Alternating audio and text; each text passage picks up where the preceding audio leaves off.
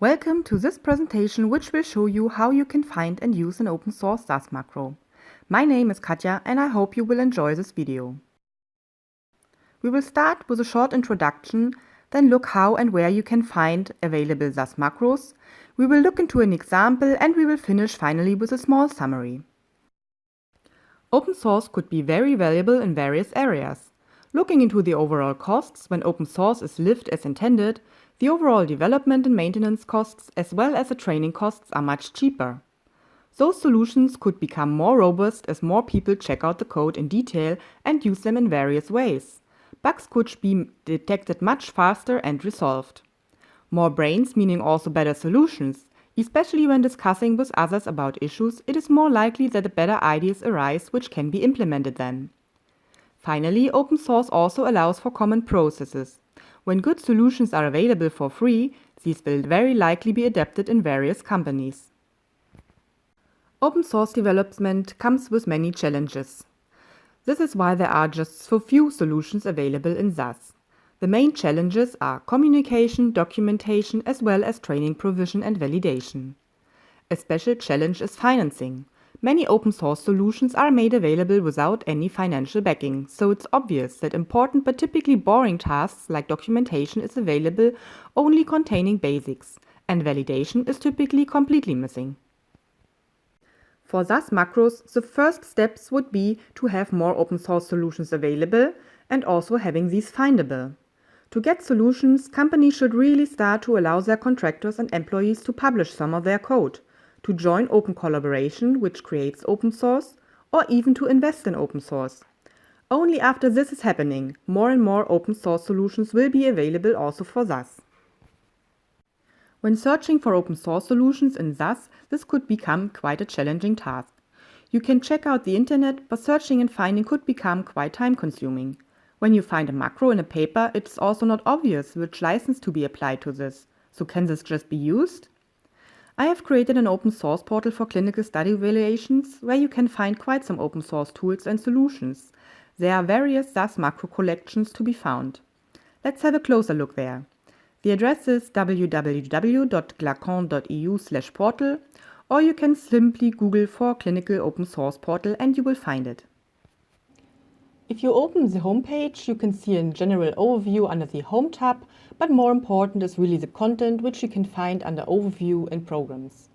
So in Overview, you will find various systems which are described in detail and also with screenshots. So you can scroll down, have a look what is available. For SAS, for example, you have here some SAS macros by Böhmska, for example, and you can find additional information, including also the source and the documentation and also some screenshots. So this is, for example, an example how you can use SAS macros from Böhmska. There's also a documentation available for this, which you can just check out.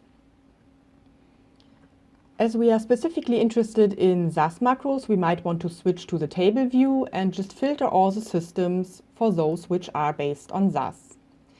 You find quite some tools here and feel free to check out each one of them. For example, RowInc has some very nice plot available, which you can just check out, and the details, like also here the papers are linked.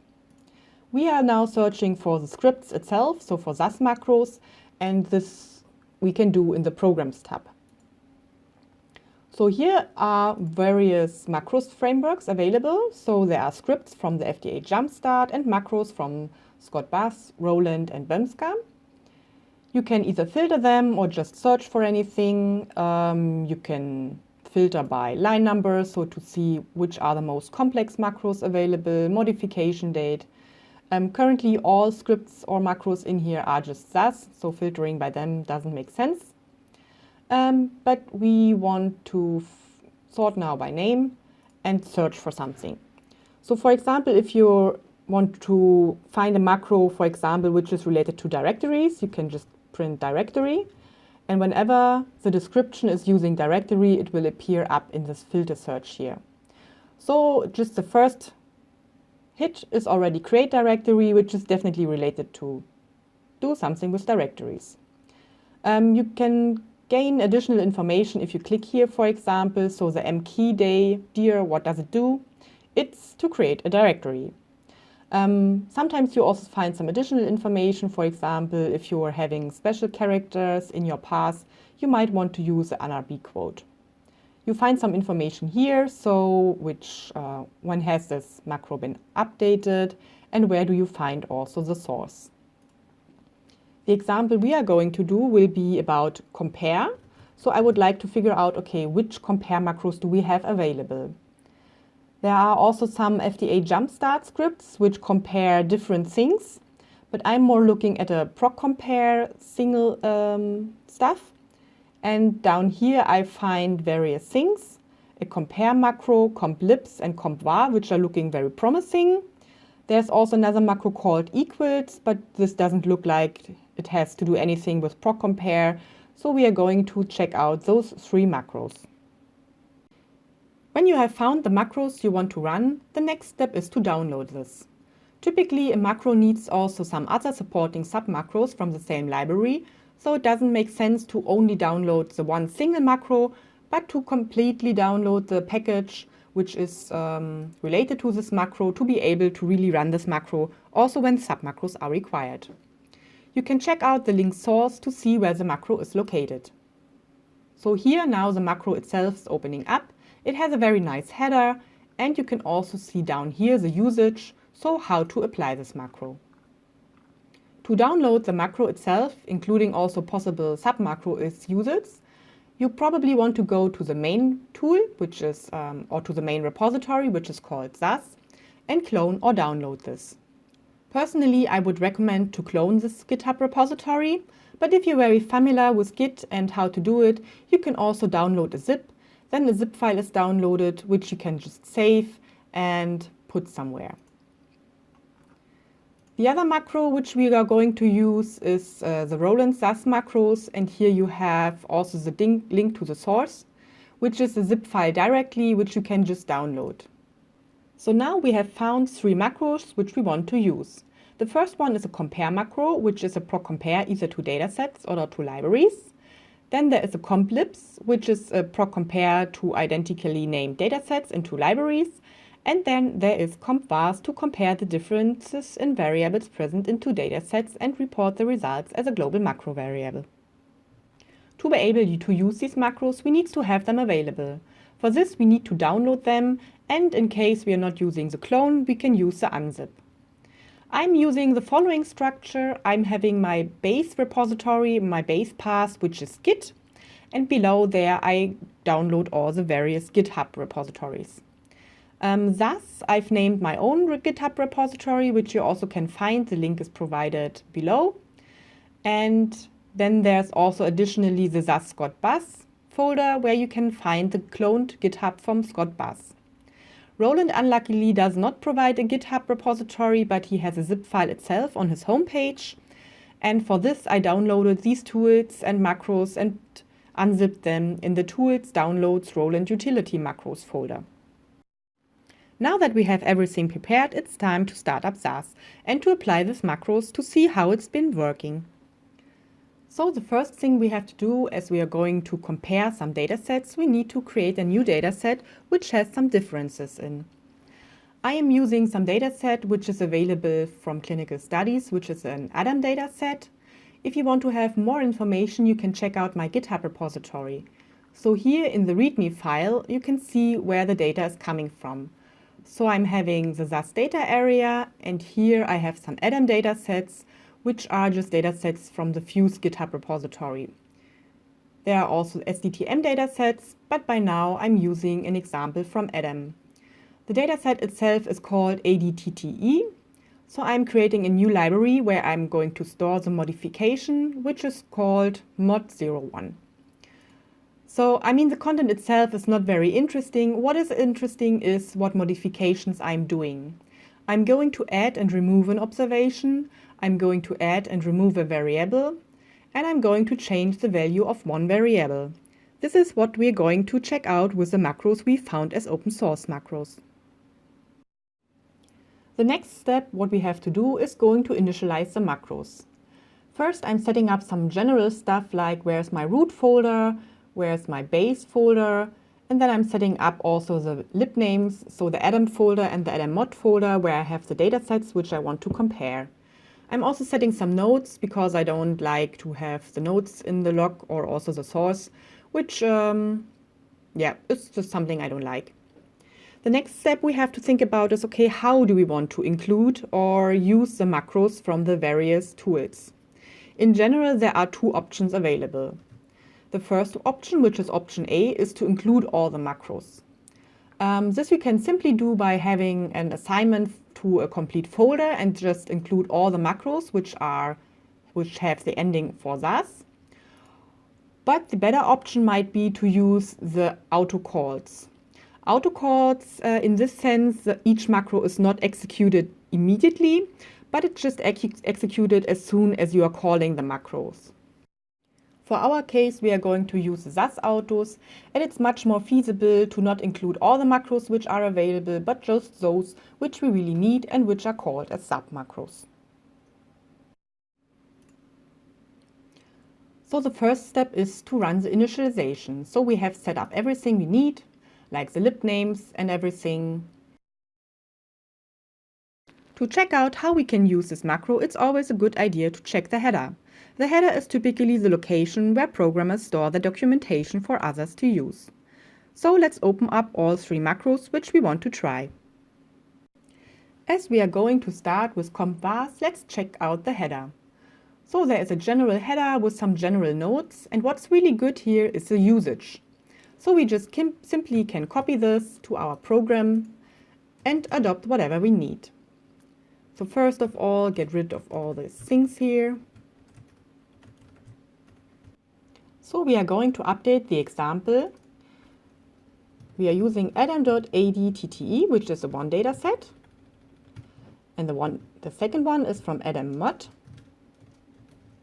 and also called adtte. We're going to run the source and check out what's going to happen. And we can see there are no errors and issues, and we got a nice summary. So there are variables which are in the one dataset but not in the others, which is the variable we have deleted. Then we have included a new variable which is also documented here. And we also have a summary of all variables which are available in both options. So that's what this macro is doing. It provides you macro variables,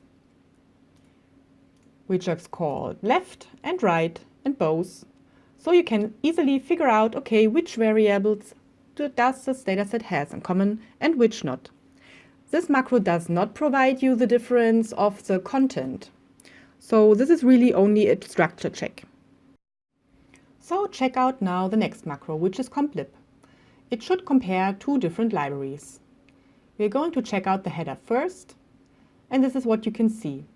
You see here also that a lot of sub-macros are used, so it's very useful not to include only the main macro to make it available, but you really have to also include quite a lot of supporting macros. The macro seems to be a little bit more complex, so you see there are quite some notes in the header. But to get it quickly running and to see what's done, I'm going to check out the usage. I just copy the compare call and adapt it. So my library is called Adam, and I want to compare it with Adam mod. And now we can just run this snippet. And what we figure out, there's an error in the log. If I check out the error, so no sort variables list determined for dataset, okay, it seems that some kind of sorting is required to run this program. So I can now go back and check out the header of the program. And if I scroll down, I can also see the list of parameters. And one parameter which likely deals with the sort variables could be sort vars. So I copy this, put this new parameter in here, and try to figure out which variable I can use. There's one variable which is nearly in all datasets, which is called the uSubj ID. So I'm going to use this variable as sorting variable. I'm running this program to see what's been happening. I see some errors in the log and I see some output. So let's first have a look at the warnings. There are no errors, but warnings. It's telling me about some duplicates. This is very likely because proc compare, if you were having an identifier like the uSubject ID, if you would only have one identifier per observation, you would not get this warning. But as I'm having multiple observations which are referring to the same uSubject ID, that's very likely where this warning message comes from. So the next step is to check out what are the results. And here I really can see for all my datasets in my library the proc compare. So for the ADAE dataset, I can see there are no differences. I can check out also the ADSL dataset, which is the second dataset of my library. Also here are no differences available. What's interesting is the ADTTE dataset, where I have made all the modifications. And this is also the really proc compare output, so you really can see which are the differences. So I see I had removed some observations, so the number of observations differs already. Variables which are in the one but not in the others, you can see here. So one variable has been included, one variable has been removed. And here you can also see which is the variable which is only in this one data set. So this one has been removed. And you can also see a detailed list of all the changes which had been done, so all the observations which have been deleted. So this is the only data set with real changes, but I can of course scan also through the other proc reports.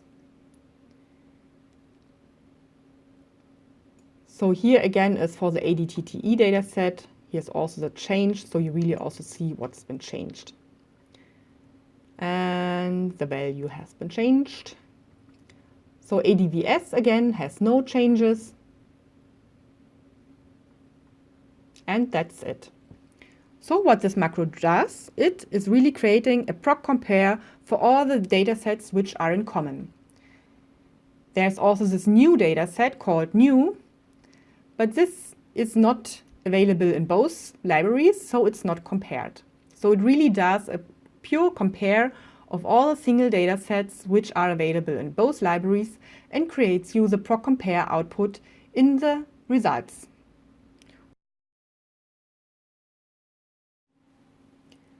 Let's now have a look at the last macro, which is the compare macro itself. It has the functionality to compare either two datasets or two libnames. So let's check out now first also the header of the compare macro to see how this is done. As this is created by another person, the header looks slightly different. But also here you have the usage in there, so it's quite straightforward how to use it. So we can just also copy here the program, the example call, and exchange what we needed. So we want to compare Adam with Adam mod, and we would like to compare it by uSubject ID, which is one of the variables of my dataset. Now we just run the code and see whether it's been working. There are some warnings in the log, and here you find also the output. Directly at the beginning, so the first output is a very good overview about the differences. So I can see in my libraries, so the Adam and the Adam mod library, on the first glance, where are the differences. So I can see the number of observations and whether there are differences. So I see here my ADTTE dataset, which I have changed, that there are already differences in here. But here I can also see datasets which are only on one of the two libnames.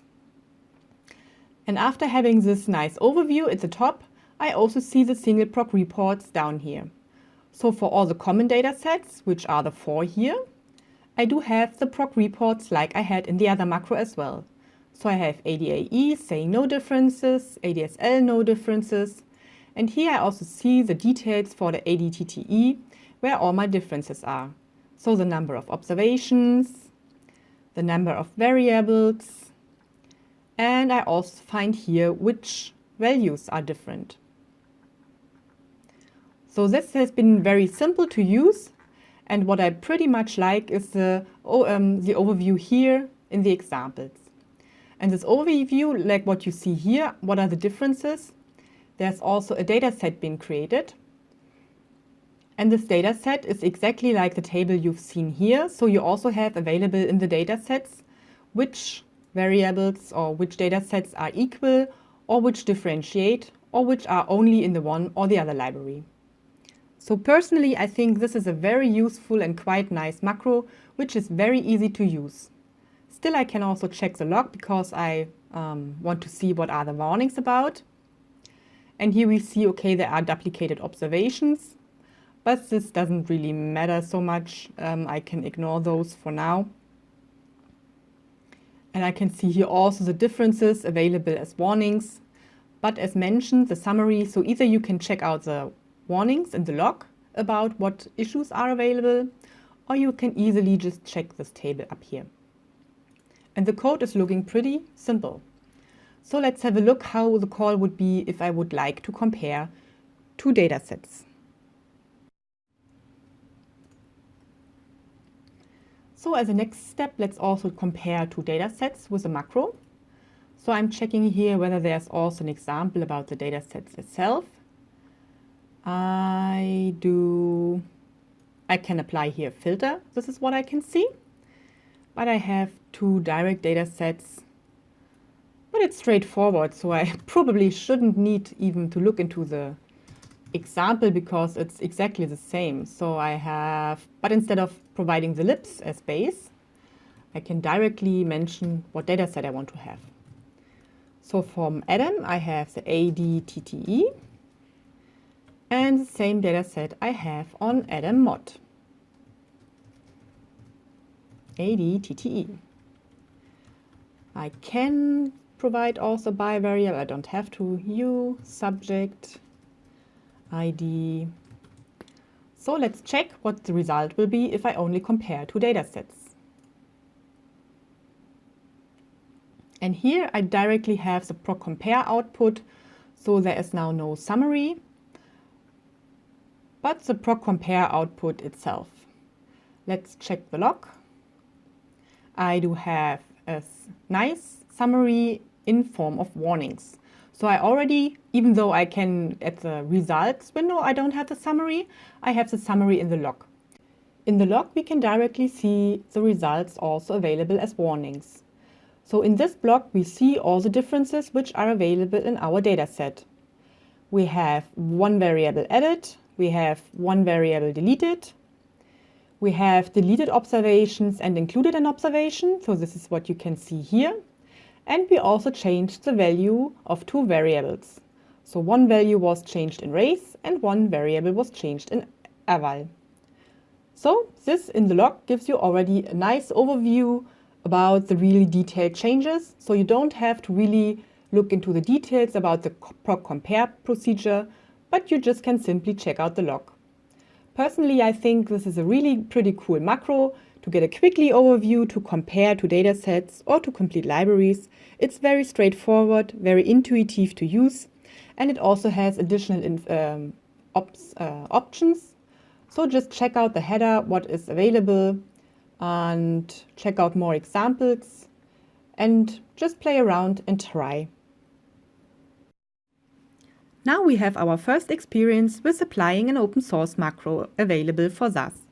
We have found it in the portal, we have copied the example codes and the usages from the header, applied it to our own data, and we saw the results, and they had been looking very interesting and promising. So when we apply various macros, there are various considerations we have to keep in mind. First of all, are all the prerequisites met? There are some times where macros needs other macros to be able to run, like what we have seen also that some support macros had been required. Some macros also require a special data set or a special data set structure to be able to run.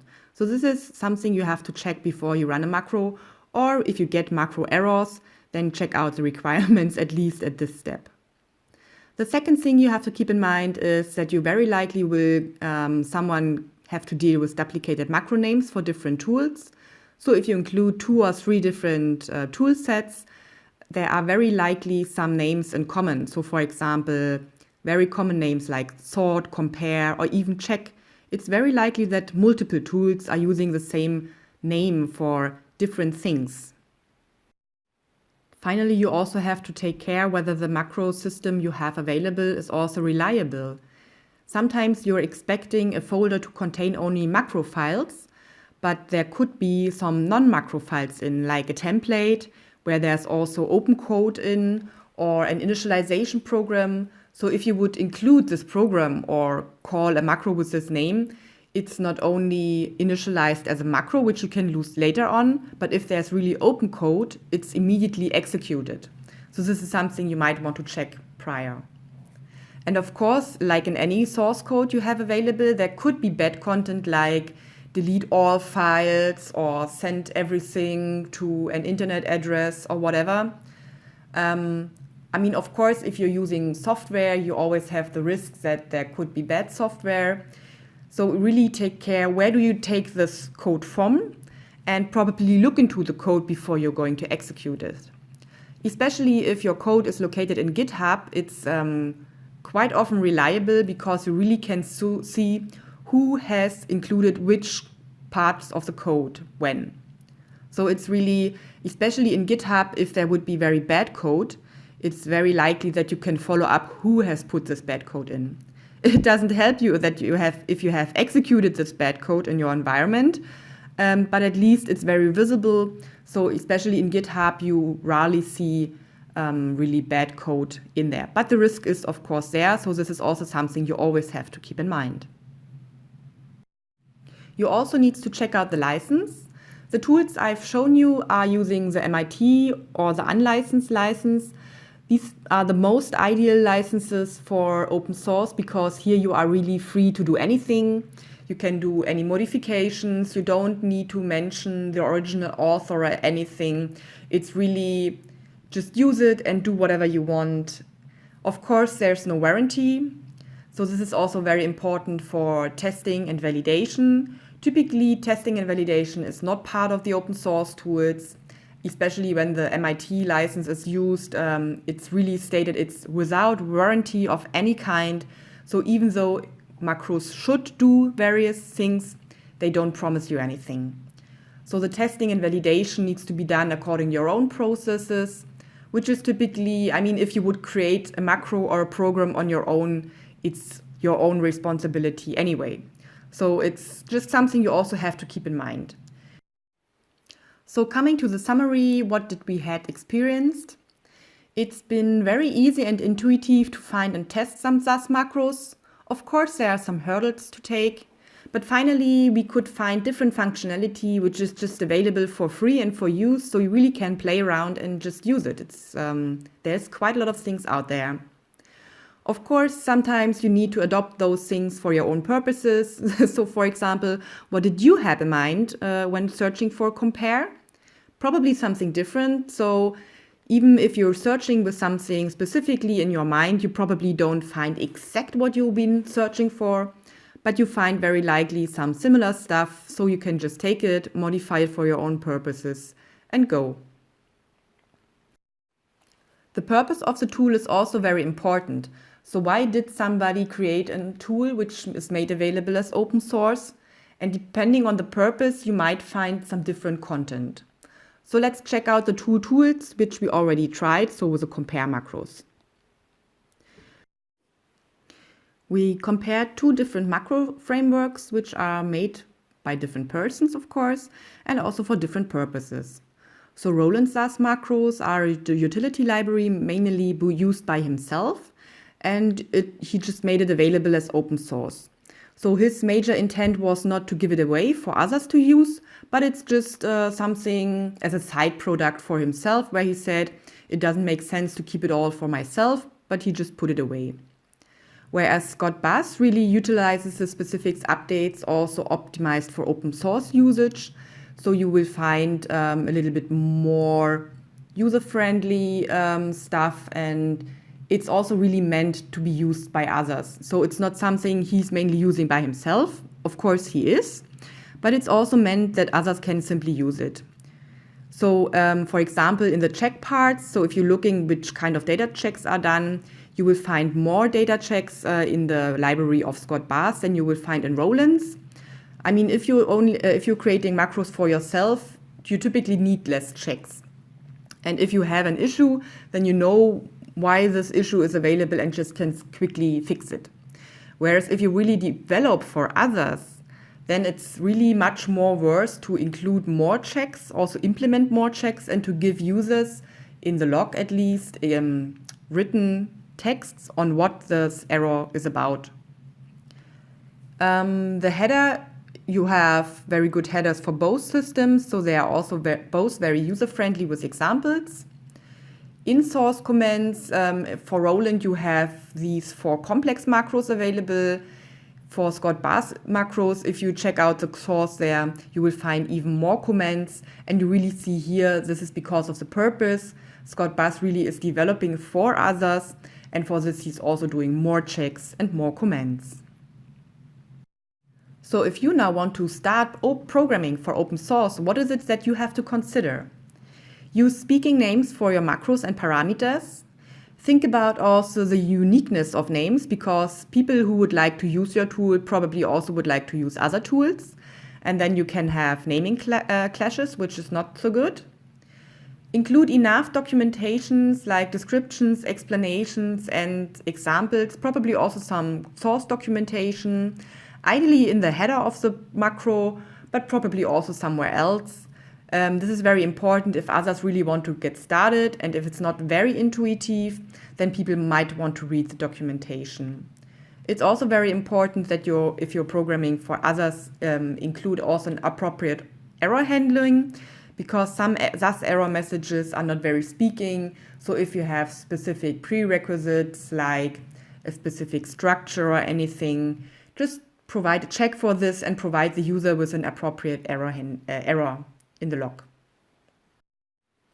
So you might ask yourself, okay, why should people use open source? So why do they do it?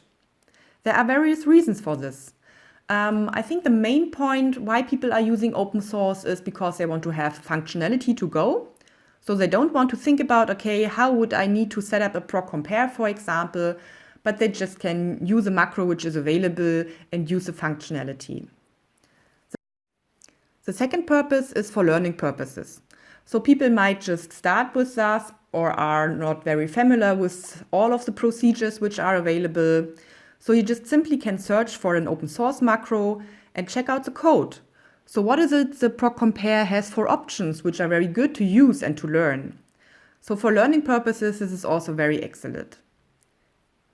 And then also you have, of course, your own purposes. So just use a macro, adapt it to your own need. So use open source, create open source, and if you are able to, also invest in open source. This will really enable much more solutions which we can choose on. If you want more information, you can check out my YouTube channel under Katja Glass Consulting. You can check out also my homepage or the portal page. I also have a GitHub repository made available where you can also see the program for this, what we've shown here in this video today. Thanks for watching this video. I hope you enjoyed it. If you have any comments or feedback, please let me know. Bye!